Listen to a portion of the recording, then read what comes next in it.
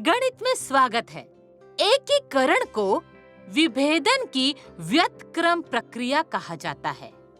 किसी फंक्शन को अलग करने के बजाय हमें फंक्शन डिराइवेटर दिया जाता है और उसका आदिम अर्थात मूल कार्य ढूंढने को कहा जाता है। ऐसी प्रक्रिया को एकीकरण कहा जाता है या भेदभाव विरोधी। एकीकरण संपूर्ण आकृति का क्षेत्रफल प्राप्त करने के लिए किसी आकृति की बहुत छोटी लिपि को संयुक्त करने की एक प्रक्रिया है। ये किसी फंक्शन के वक्र के अंतर्गत क्षेत्र देता है। एकीकरण के तरीकों में कैलकुलस में एकीकरण की जटिल और सरल समस्याओं को हल करने में विभिन्न तरीके शामिल हैं।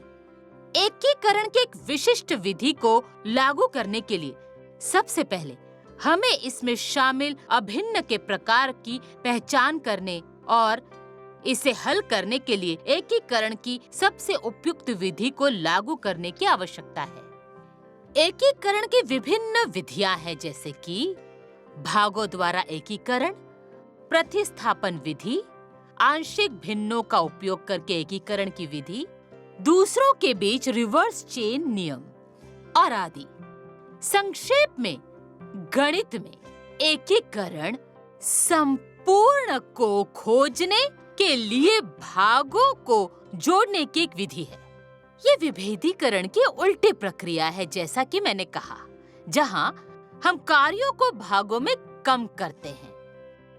इस विधि का उपयोग विशाल पैमाने के अंतर्गत योग ज्ञात करने के लिए किया जाता है।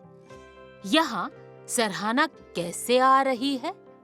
ये समझना बहुत ही सरल है कि एकीकरण का सारांश होता है और इसीलिए हिस्से संपूर्ण बनाते हैं। अगर कोई भाग ही नहीं है तो संपूर्ण का अस्तित्व नहीं है।